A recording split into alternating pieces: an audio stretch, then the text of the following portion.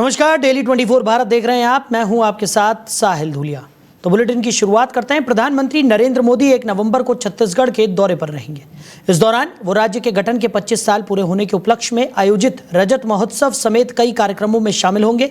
अपनी छत्तीसगढ़ यात्रा के दौरान प्रधानमंत्री मोदी राज्य में सड़क, उद्योग, स्वास्थ्य देखभाल और ऊर्जा जैसे प्रमुख सेक्टरों में 14,260 करोड़ रुपए से अधिक की विकास परियोजनाओं का उद्घाटन और शिलान्यास भी करेंगे। पीएम मोदी सुबह लगभग 10 बजे दिल की बात कार्यक्रम के तहत जन्मजात हृदय रोगों का सफलतापूर्वक उपचार करा चुके 2,500 बच्चों से बातचीत करेंगे। इसके बाद वो लगभग 10:45 पर ब्रह्म कुमारी के शांति शिखर का उद्घाटन करेंगे, जो आध्यात्मिक शिक्षा, शांति और ध्यान का एक आधुनिक केंद्र है। पीएम मोदी छत्तीसगढ़ विधानसभा के नए भवन में भारत रत्न पूर्व प्रधानमंत्री अटल बिहारी वाजपेयी की प्रतिमा का अनावरण करेंगे। इसके बाद वो छत्तीसगढ़ विधानसभा के नए भवन का उद्घाटन करेंगे। ये भवन ग्रीन बिल्डिंग अवधारणा पर बनाया गया है, जिसे पूरी तरह सौर ऊर्जा से संचालित और वर्षा जल संचयन प्रणाली से सुसज्जित करने की योजना है। इस अवसर पर वो उपस्थित जनसमूह को भी संबोधित करेंगे। वहीं रक्षा मंत्री राजनाथ सिंह और अमेरिकी युद्ध सचिव पीट हेग्सेथ ने मलेशिया कुआलालंपुर में अमेरिका भारत प्रमुख रक्षा साझेदारी की रूपरेखा पर एक समझौते का आदान प्रदान किया। इस दौरान अमेरिका ने भारत के साथ ऐतिहासिक 10 वर्षीय रक्षा रूपरेखा पर हस्ताक्षर किए। दरअसल अमेरिकी युद्ध सचिव पीट हेग्सेथ ने एक्स पर बताया कि उन्होंने भारतीय रक्षा मंत्री राजनाथ सिंह से मुलाकात की और इस समझौते पर हस्ताक्षर किए। तो हेग्सेथ ने आगे कहा कि यह समझौता भारत अमेरिका रक्षा साझेदारी को आगे बढ़ाता है, जिसे उन्होंने क्षेत्रीय स्थिरता और प्रतिरोध की आधारशिला बताया। बता दें कि राजनाथ सिंह और पीट हेग्सेथ के बीच ये मुलाकात कुआलालंपुर में आसियान भारत रक्षा मंत्रियों की अनौपचारिक बैठक के दौरान हुई। रक्षा मंत्री राजनाथ सिंह ने आसियान भारत रक्षा मंत्रियों की अनौपचारिक बैठक में अपने उद्घाटन भाषण में कहा कि भारत आपदा राहत, आतंकवाद निरोध और समुद्री सुरक्षा में योगदान देता है और दक्षिण चीन सागर में नौवहन की स्वतंत्रता और अंतर्राष्ट्रीय कानून के पालन का समर्थन करता है। आज की अनिश्चित दुनिया में जहां कई पुरानी मान्यताएं और अपेक्षाएं बदल रही हैं, मैं मानता हूं कि आसियान भारत संबंध स्थिरता का एक मजबूत आधार बना रहेगा। तो आसियान और भारत देशों ने तेज आर्थिक विकास दिखाया है। स्वाभाविक रूप से हम दोनों बेहतर आर्थिक संबंधों की तरफ देखते हैं, जिससे आपसी समृद्धि बढ़ेगी। तो भारत और अमेरिका के बीच ये रक्षा समझौता हुआ है। भारत अमेरिका के बीच 10 साल की डिफेंस डील हुई है। तो रक्षा साझेदारी में एक नए युग की शुरुआत इसे माना जा रहा है। बड़ी खबर आपको बता रहे हैं। और अमेरिका के बीच में ये रक्षा समझौता हुआ है। तो भारत अमेरिका के बीच में 10 साल की डिफेंस डील हुई है। और आपको बता दें कि इस रक्षा समझौते को एक नए युग की शुरुआत के तौर पर देखा जा रहा है। तो भारत और अमेरिका के बीच ये रक्षा सौदा कई मायनों में बेहद खास है। और इसी पर चर्चा के लिए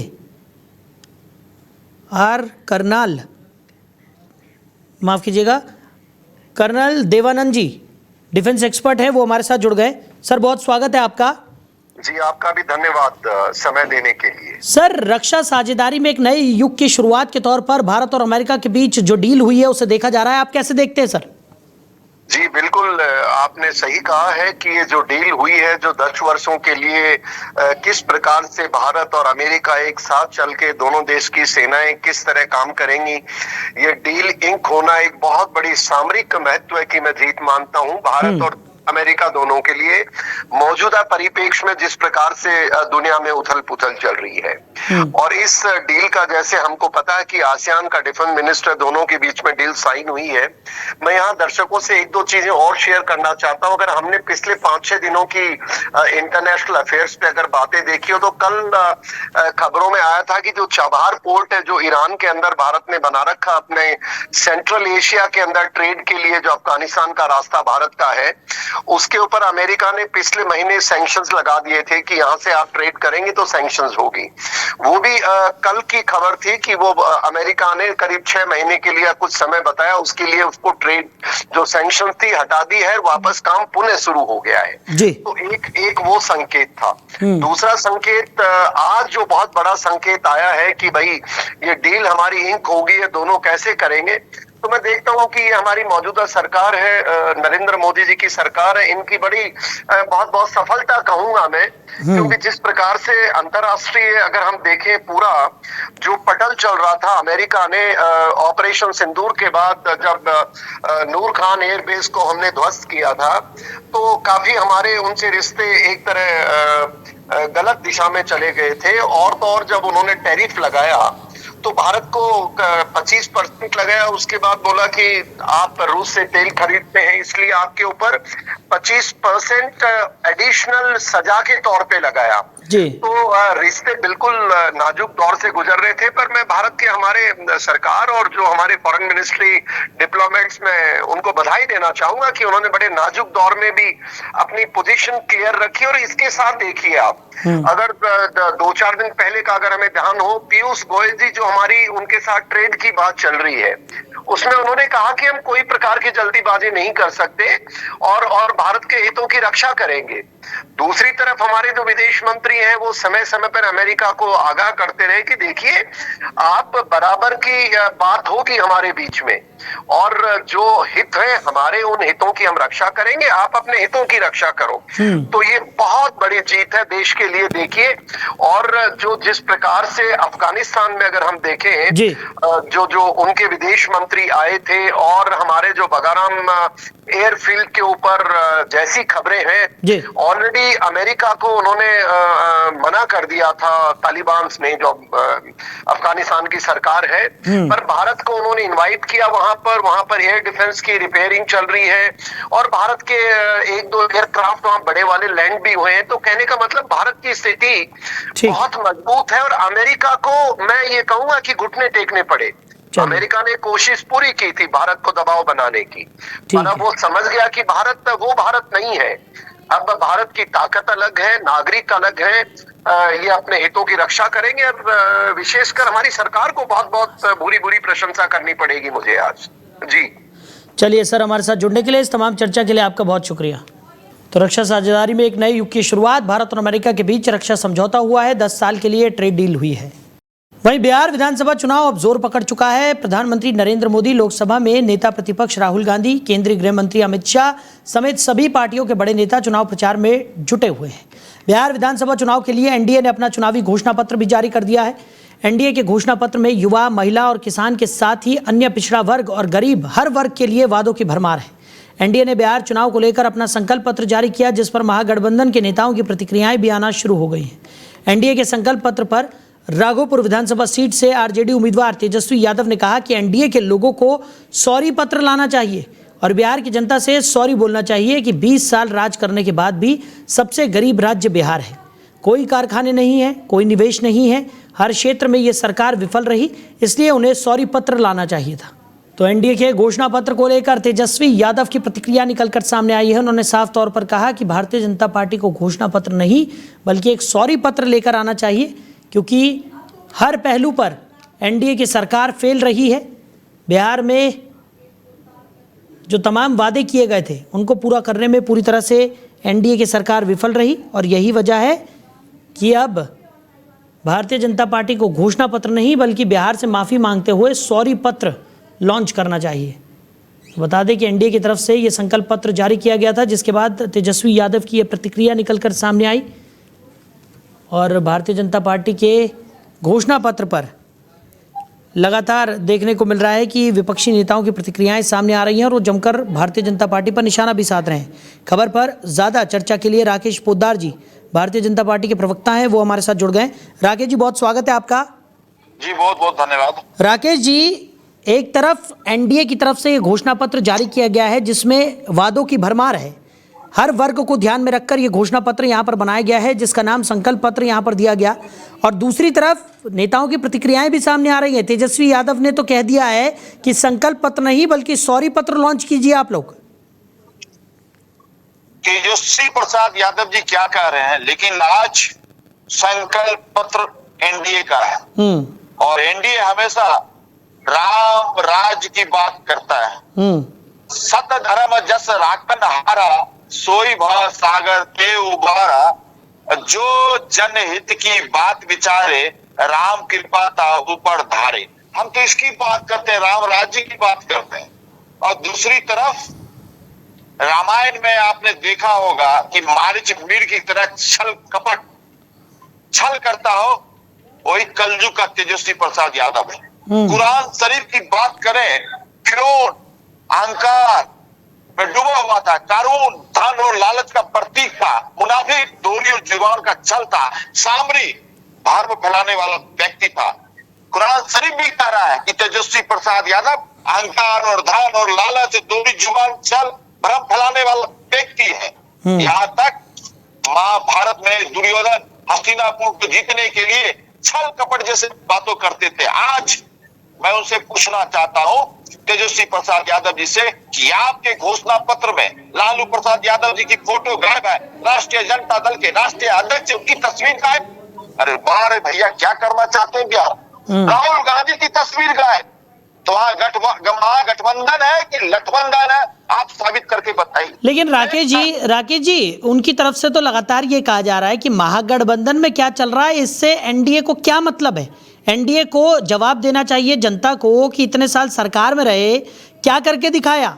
वो तो ये कह रहे हैं ना तो रोजगार के अवसर उपलब्ध करा पाए, न सुरक्षा के लिहाज से बिहार को बदल पाए, और अब संकल्प पत्र जारी कर रहे हैं जिसमें तमाम तरीके की घोषणाएं हैं, लेकिन जैसे ही चुनाव निकल जाएगा फिर ये तमाम जो घोषणाएं हैं वो कागजी रह जाएंगे।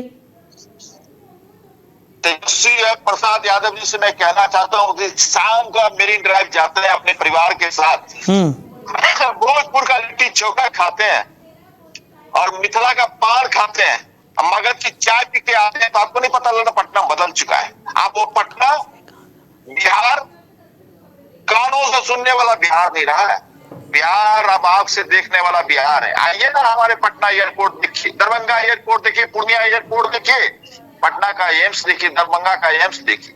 30,000 किलोमीटर हमने सड़क बनाया बिहार के अंदर, हमने 20 लाख लोगों को गरीबी रेखा से बाहर किया, लगभग 22 लाख लोगों को सरकारी नौकरी देने का काम किया। इस गवर्नमेंट में हमने 12 लाख नौकरी दिया, 45 लाख लोगों को रोजगार देने का काम किया। हमने काम किया है। आज हर घर बिजली हमने पहुंचाया, हर घर पानी पहुंचाया, हमने काम किया, विकास की गंगा बहाया। मैं एक और बात कहना चाहता हूं आपके चैनल के माध्यम से जाते जाते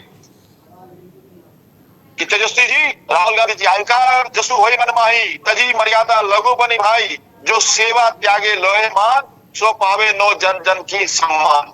जनता की सम्मान कभी नहीं पा सकता है, रामायण भी कह रहा है ऐसे व्यक्ति। चलिए राकेश जी, हमारे साथ जुड़ने के लिए, इस तमाम चर्चा के लिए आपका बहुत शुक्रिया। तो बिहार में चुनावी तापमान जो है वो काफी गर्म नजर आ रहा है। एक तरफ जहां एनडीए ने अपना संकल्प पत्र जारी कर दिया है, तो दूसरी तरफ विपक्षी नेताओं की तीखी प्रतिक्रिया इस संकल्प पत्र पर निकलकर सामने आ रही है। तेजस्वी यादव ने संकल्प पत्र पर निशाना साधते हुए कहा कि भारतीय जनता पार्टी को संकल्प पत्र नहीं बल्कि सॉरी पत्र बिहार की जनता के सामने रखना चाहिए। चलिए आगे बढ़ते हैं और आपको सीधा लिए चलते हैं दिल्ली, जहां पर प्रधानमंत्री नरेंद्र मोदी इस वक्त मौजूद हैं और एक खास महासम्मेलन में शामिल होने के लिए वो पहुंचे हैं। क्या कुछ कह रहे हैं सुन लेते हैं। डीएवी कॉलेज मैनेजिंग कमेटी के प्रेसिडेंट पूनम सूरी जी, वरिष्ठ आर्य सन्यासी स्वामी देवव्रत सरस्वती जी, विभिन्न आर्य प्रतिनिधि सभा के प्रेसिडेंट और वाइस प्रेसिडेंट, देश और दुनिया भर से आए आर्य समाज के सभी व्रती, देवी और सज्जनों, सबसे पहले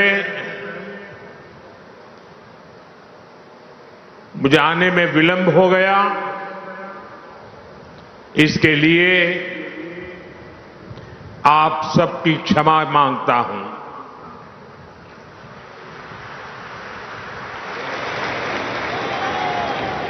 आज सरदार साहब की जयंती थी, 150वीं जयंती। Statue of unity Ekta Nagar में उनका कार्यक्रम था और मुझे आने में विलंब हो गया और उसके कारण मैं समय से नहीं आ पाया और इसलिए मैं आप सबकी क्षमा चाहता हूं।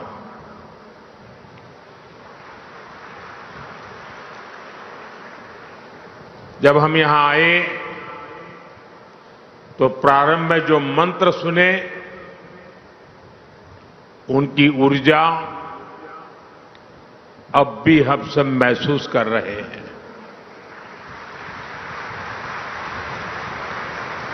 जब भी मुझे आपके बीच आने का अवसर मिला, एक दूसरे के मन को जाने, यानी एक दूसरे के विचारों का सम्मान करें। वेदों के इसी आह्वान को हमें राष्ट्र के आह्वान के रूप में भी देखना है। हमें देश के संकल्पों को अपना संकल्प बनाना है। हमें जन भागीदारी की भावना से सामूहिक प्रयासों को आगे बढ़ाना है। इन 150 वर्षों में आर्य समाज ने इसी भावना से काम किया है। इसी भावना को हमें निरंतर सशक्त करना है।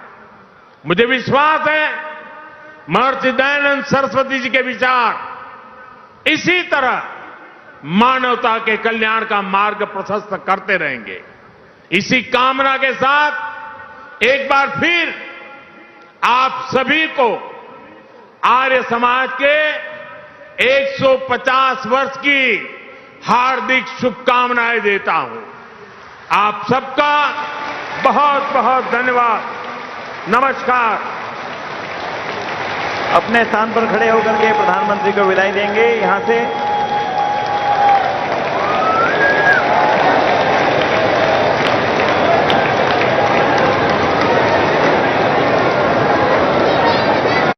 तो अंतर्राष्ट्रीय आर्य महासम्मेलन 2025 का ये खास कार्यक्रम, जिसमें प्रधानमंत्री नरेंद्र मोदी ने शिरकत की, संबोधित करते हुए नजर आ रहे थे। सीधी तस्वीरें आपको दिखा रहे थे दिल्ली से। चलिए आगे बढ़ते हैं।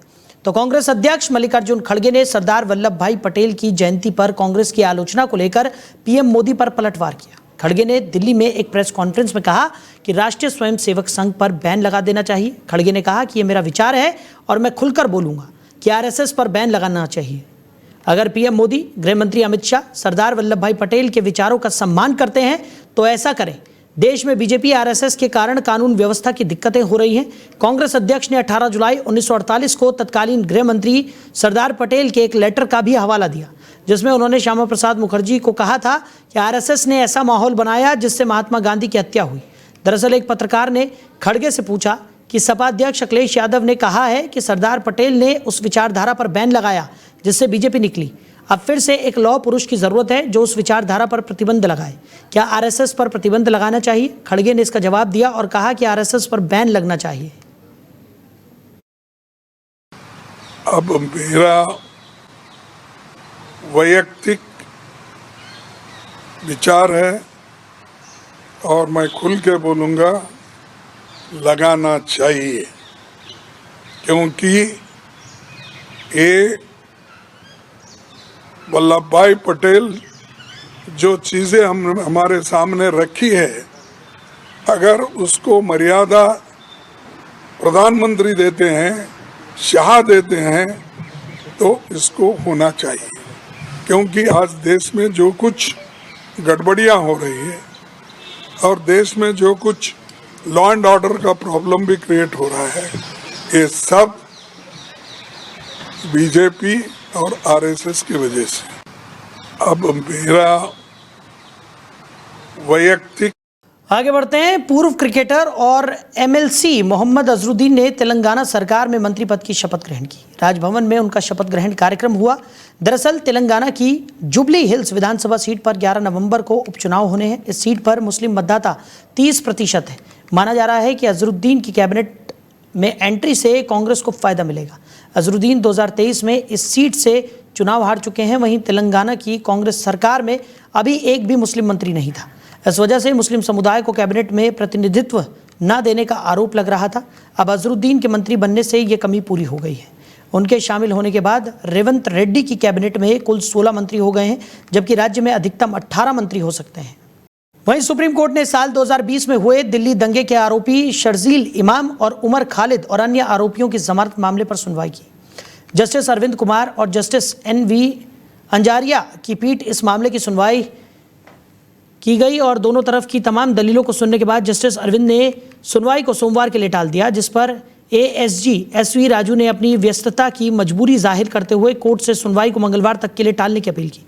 इस पर जस्टिस अरविंद ने कहा, नहीं हमें फ्रेश सुनवाई करनी है, अब अपने साथियों को मौजूद रहने के लिए कहें, हम देखते हैं कि क्या कर सकते हैं। इससे पहले उन्होंने इस मामले पर टिप्पणी करते हुए कहा कि इसे सोमवार के लिए लिस्ट किया जाए, वो भी कोर्ट का पहला मैटर।